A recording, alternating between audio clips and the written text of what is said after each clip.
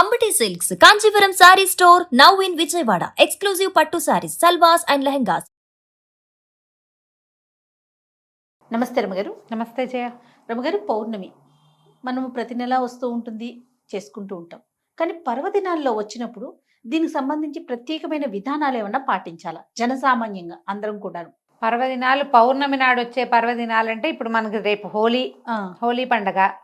ఈ హోలీ పర్వదినం హోలికా పూర్ణిమ మనకి పుస్తకాల్లో క్యాలెండర్లో రాస్తారు, కానీ మనం చేసుకునే పండగ కాదు. అవును, ఇది ఎక్కువగా నార్త్ ఇండియాలో చేసుకుంటారు. మరి పూర్వపు సంస్కృత నాటకాల్లో కూడా ఈ తప్పనిసరిగా హోలికా పౌర్ణమికి రంగులు చల్లుకోవటాలు అలాంటి వ్యవహారాలు అవి కనపడేవి, నాటకాల్లో కూడా ఉండేవి.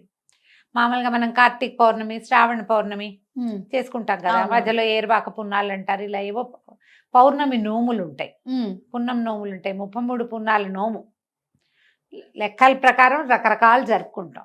ఏ పౌర్ణమైనా విశేషమైన రోజే చేయాలి. అది పర్వదినంగా పండగగా చేసుకునేది హోలీయే పెద్ద పండగ. అవునవును, మనకు కాకపోయినా ఉంది. ఈ నార్త్ ఇండియన్స్ అంటే మనకి మార్వాడీసు, గుజరాతీసు వీళ్ళందరూ ఏంటంటే హోలీకి ఒక వారం ముందు నుంచే వాళ్ళ పూజలు అవి ప్రారంభం అవుతాయి. మనకు అట్లా ఏం లేదు. ఆ రోజులు రంగులు చల్లుకోవడం, సినిమాలు వాటి చూసి మనకి సినిమాల్లో ఒక ఈవెంట్గా కనపడుతుంది కాబట్టి మనం ఒక ఈవెంట్గా చేసుకుంటున్నాం. మనం అసలు నిజంగా దాని విధి విధానాలు తెలియవు, మనకి పూజా విధానమే తెలియదు కదా రమ్మగారు. తెలీదు మనకి, ఊరికే రంగులు చల్లుకోవటమే తెలుసు. వాళ్ళు దాన్ని పూజగా కూడా జరుపుకుంటారు. ఓ వారం ముందు నుంచే దేవాలయ దర్శనాలకు వెళ్తారు. పెళ్లి పనులు అవి ఉంటే చెయ్యరుట. వారం ముందు నుంచి కీడు ఆ రోజుతోటి అది విడుస్తుందంటారు వాళ్ళ పద్ధతులు. మనకు అవేం తెలియవు. మేము కూడా ఈ మధ్య తెలుసుకున్నాను. నేను కొత్త కొత్త బంధువుల రాకల వల్ల తెలుస్తున్నాయి, కానీ లేకపోతే మనకు అసలు తెలియదు. ఏ పౌర్ణమైనా మనకి పర్వదినమే. పౌర్ణమి నాడు మనకి ఎట్లా అంటే ఇప్పుడు మామూలుగా మనం చాంద్రమానం కదా, మన కథ అంతా చాంద్రమానంలోనే మనం అన్ని పర్వదినాలు పండుగలు చేసుకుంటాం. మనం ఒక సౌరమానపు పండగ ఏమిటి మంది, మకర సంక్రమణం ఒక్కటే, అంతే. మిగిలినవన్నీ చంద్రుడితోటే మన పండగలన్నీ ఉంటాయి. శ్రీరామనవమను, కృష్ణాష్టమను, వినాయక చవితను కదా, బలిపాడ్యమి దగ్గర నుంచి బాయి దూజను అది కూడా చేస్తాం కదా, భగినీ హస్త భోజనం. అవునండి కదా, యమ ద్వితీయ, ఇవి చూడు అన్ని తిథుల ప్రకారమే ఉంటాయి. అయితే ప్రతి తిథులకి ప్రతి నెలలోనూ మొదటి ఎండలో వచ్చేది పౌర్ణమి. ఈ పౌర్ణమి నాడు చంద్రుడు పూర్ణ కళలతోటి కనపడతాడు. చంద్రుడు మనఃకారకుడు అని చెప్తారు. మానసికమైన సమస్యలకి సమాధానంగా ఉంటాడు. మనకి పౌర్ణమి నాడు ఈ మన సముద్రంలో అలలు పెరుగుతాయని చెప్తారు, ఆటుపోట్లు పెరుగుతారు. అమావాస్యకి పున్నానికి వీడికి తెక్కొస్తుందండి అంటారు ఎవరికైనా మనసు బాగుండని వాళ్ళకి. అలాంటి వాళ్ళకి కూడా ఈ పౌర్ణమి తిథి విశేషంగా పనిచేస్తుంది. ఎవరైనా కూడా పౌర్ణమి నాడు లక్ష్మీనారాయణులను పూజించటం మంచిది, లలితాదేవిని పూజించటం మరీ మంచిది. యుక్త వయసులో ఉన్న ఆడపిల్లలు, వివాహం కాని వాళ్ళు కానీ, సంతానం కలగని వాళ్ళు కానీ, ఏవైనా గ్రహదోషాలు లాంటి వాటితోటి బాధపడే వాళ్ళు కానీ, మానసికమైన అనారోగ్యంతో ఉన్నవాళ్ళు కానీ పౌర్ణమి నాడు పగలు ఉపవాసం ఉండి సాయంకాలం విష్ణు పూజ కానీ, లక్ష్మీ పూజ కానీ, లలితా పూజ కానీ ఏదైనా ఒకటి చేసుకుంటే ఈ సమస్యల్లోంచి బయటపడచ్చు. ఎవరైనా చేసుకోవచ్చు. దీనికి మడి అవి ఇవి ఏమిటేమిటో ఆలోచించద్దు. మీ ఇళ్లలో ఎలాంటి పూజా విధానాలు ఉంటాయి వాటిని అనుసరించండి. ఏదైనా పూజ చేసుకోవాలంటే మీరేం అనుసరిస్తారు, అదే అనుసరం. దీనికి మనం ప్రత్యేకంగా చేసేది ఏంటంటే పూర్ణబింబం వచ్చేస్తుంది. సాయంకాలం 6 అయ్యేసరికల్లా వచ్చేస్తాడు చంద్రుడు. ఆ బింబాన్ని చూసి నమస్కారం చేసుకోవాలి. మనం లలితా సహస్రనామాన్ని చదవాలంటే ఆ వెన్నెల పడే చోట కనుక కూర్చుని ఆ పూర్ణబింబంలో లక్ష్మీదేవినో, లక్ష్మీనారాయణులనో, లలితాదేవినో భావించి పూజించుకోవటం. ఓకే, మనకి ప్రతిమ కావాలి కాబట్టి ఇంట్లో ఏదో ప్రతిమ విశేషాలు ఉంటాయి కదా, అక్కడ పూజ చేసుకోవటం. వెండి గిన్నెలో పాయసం, పాలతోటి పాయసం చేసి పరమాన్నం చేయటం. అన్నంతోటే, సేమ్యాలు కాదు, సగ్గు బియ్యం కాదు, అన్నం వేసి బియ్యంతో పాలు పోసి క్షీరాన్నం చేసి వెండి పాత్రలో వేసి నివేదన చేసి ఆ ప్రసాదం తీసుకుంటే మనకి ఈ సమస్యలు తీరుతాయని చెప్తారు. ఇది చాలా కాలంగా చాలామంది పాటించే పద్ధతి. నోముగా పెట్టుకోవద్దు. నోము అనుకోకండి, ఇది ఉమ్. ఒక విధానం అంతే. కాదు రమ్మగారు, ఏరువాక పౌర్ణమికి కూడా ఇట్లా చేస్తారా? ఏ పౌర్ణమికైనా చేసుకోవచ్చమ్మా. చంద్రుని యొక్క కిరణాలు పడి ఆ, అవి తింటే కనుక సంతానం లేని వారికి సంతానం కలుగుతుంది. కలుగుతుందని మీరు ఈ మొత్తం ఇన్ని నెలలు చేసుకోవచ్చు, ప్రతి నెల పౌర్ణమి వస్తుంది వస్తుంది కదా. కదా. ఆ. ప్రతి నెల చంద్రుడు అవే 15 కళలు నిండిపోయి కనపడతాడు మనకి. 15వ రోజు పూర్ణచంద్రుడుగానే దర్శనమిస్తాడు. అవును. ఆ చంద్రకిరణాలు పడిన పాయసం మంచిది, ఈ సమస్యలన్నిటికీ సమాధానంగా ఉంటుంది. ఓకే. అమ్మాయిలకి కన్యలకి చక్కటి వరుడు వస్తాడు, సంతానం కలుగుతుంది, మానసికమైన ఆందోళన, స్ట్రెస్, తగ్గిపోతాయి. యాంగ్జైటీ లాంటి సమస్యలు ఉంటే అవన్నీ తగ్గుతాయి.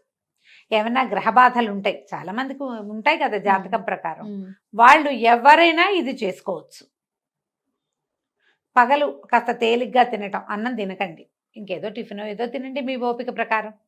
చీకటి పడేసరికల్లా చక్కగా స్నానం చేసి, లేదా ఆరోగ్యం లేకపోతే కాళ్ళు చేతులు మొహం కడుక్కొని పొద్దున్నుంచి ఇవి నా బట్టలు మార్చేసుకోండి. బట్టలు మార్చుకోవటం, తర్వాత కాస్త క్షీరాన్నం చేసుకుని బంగారు పువ్వు వేసిన వెండి కంచంలో కానీ, లేదా చిన్న పాత్ర ఇంతది, మిగిలిన పాయసం ఇంట్లో లోపల దేవుడి దగ్గర పెట్టుకోండి. చిన్న వెండి గిన్నెలో పాయసం పెట్టండి, ఆ చంద్రకిరణాలు పడేలాగా పెట్టుకోండి బయట. అక్కడ కూర్చోండి, చంద్రబింబాన్ని చూస్తూ నమస్కారం చేసుకుని అందులో పరమాత్మను, అమ్మవారిను భావించి చదువుకోండి. మీరు ఏం చదువుకోదలిస్తే అది. ఏదైనా ధ్యానం చేసుకుంటాము, చదువుకోవటాలు అవి మాకు రావండి, మెడిటేషన్ చేస్తామంటే చంద్రకిరణాలు పడే చోట కూర్చొని మెడిటేట్ చేసుకోండి. ఓకే. బ్రీదింగ్ ఎక్సర్సైజ్ చేస్తారు చాలామంది, అవును. అలాంటివైనా పర్వాలేదు. ఆ పాయసాన్ని చంద్రుడికి నివేదన చేసి అది పుచ్చుకోండి. ఓకే. చాలా సమస్యలు తీరుతాయి. ఇప్పుడు హోలీ అంటే ఏదో పొద్దుటిపూట రంగులు చల్లుకుంటారు పిల్లలు అవును, అవును. సరదాగా. మనలాగా పెద్దవాళ్ళు ఏం చేస్తాం, మనం ఏం చెయ్యం. అవును. మనం అందరం రోడ్ల మీద పడి ఏం ఆడం కదా. ఆ రోజున ఇది అద్భుతమైన రోజు కాబట్టి మనం ఇది చేసుకోవచ్చు, విధానం ఉమ్. చేయొచ్చు కదా. తప్పకుండా అండి. ప్రతి పౌర్ణమికి చేసుకోవచ్చు. పిల్లలకి అలవాటు చేయండి, చక్కగా ఇంటిల్లి పాది కూర్చుని చదువుకోవచ్చు, సహస్రనామం చదువుకోవచ్చు, ఇప్పుడు విష్ణు సహస్రనామం చదవచ్చు, లలిత సహస్రనామం చదువుకోవచ్చు. సూర్య భగవానుడికి మనం ప్రతిరోజు ఉదయం చేస్తాం, నమస్కారం చేసుకుంటాం. అదే ఈయనకి 15 రోజులకి ఒక్కసారి 15 రోజులకు ఒకసారి. తర్వాత ఏం చేస్తారంటే చంద్రుడికో నూలు పోగని ఎప్పుడైనా వింటారు విన్నానండి. కదా. ఈ నూలు పోగని ఒట్టి మాట కాదు చేయాలి. ఆ, ఆహా, నెలపొడుపు వస్తుంది కదా, చంద్రవంక వస్తాడు చూడు, అప్పుడు వస్త్రంలోంచి ఒక నూలు పోగు వేస్తారు, వేసేవాళ్ళు ఇది వరకు. ఆహా. చంద్రుడికి కట్టుకున్న వస్త్రంలోంచి ఒక్క పోగు తీసి చంద్రుడి కోసం వదిలిపెట్టేవాళ్ళు. ఓకే. జరిగేది క్రియ, అట్లా చేసేవాళ్ళు. అంటే దీని వెనకాల ఏంటి రమ్మగారు, అట్లా చేయటం వల్ల సమస్యలు తీరుతాయి, గ్రహదోషాలు చేసేవాళ్ళు ఇది వరకు చాలా కాలం క్రితం. ఇటీవల మనం ఎవరి, ఎందుకంటే అసలు అంగవస్త్రం ధరించడం, పంచ ధరించడం పోయింది కదా జయ. అవునా కాదా? అవును కదా రమ్మగారు. మనకి ఉత్తరీయాలు పోయి టవల్స్ వచ్చినాయి, ఊళ్ళల్లో కూడా తువాలు భుజాన్ని వేసుకుని తిరుగుతారు, అందులోంచి దారం రాదు బయటికి. అసలు ఎక్కడొస్తున్నాయి ఇప్పుడు? నీకు ఉత్తరీయంలో నుంచి వస్తుంది. కండువా వేసుకునేవాళ్ళు కదా పల్చటివి, అందులో నుంచి వస్తాయి. ఓకే. కట్టుకున్న వస్త్రం నుంచి ఒక్క పోగు తీసి అట్లా పోగు అట్లా కంత కనపడతాడు కదా, నెలపొడుపు. ఆ పొడిచినప్పుడు అట్లా చంద్రుడికి సమర్పించటం, చాలా సమస్యలు తీరేవి. ఇదివరకు అట్లా చేసేవాళ్ళు. అప్పుడు ఏం పాటించేవాళ్ళు జయ, ఇంత సోషల్ మీడియా లేదుగా పాత రోజుల్లో. వాళ్ళకి ఏం తెలుసు? అదేగా, వాళ్ళకి ఏం తెలుసు? శాస్త్రం తెలుసు, వాళ్ళకి విధానాలు తెలుసు, అందరూ చేయాలి సార్వజనిక. అసలు క్వశ్చన్స్ లేవు కదా రమ్మగారు. ప్రధానమైన పెద్దవాళ్ళు ఏం చేశారు, మనం ఇంట్లో అది ఫాలో అయిపోవటమే. అయిపోవటమే. అంతేకాని అది ఎందుకు చేయాలి, అది చేయటం వల్ల ఏమొస్తుంది, ఏమి రాదు, నో క్వశ్చన్స్. అదే కదా. పౌర్ణమి నాడు రకరకాల దానం చేయొచ్చు జయ. బియ్యము, పాలు, పెరుగు, నెయ్యి అలాంటివి దానం చేసుకోవచ్చు. తెల్లటి వస్త్రాలు, ముత్యాలు, మల్లె పువ్వులు లాంటి తెల్లని పువ్వులు, ఇవన్నీ కూడా ఎవరికైనా ఇస్తే కూడా మంచిదే.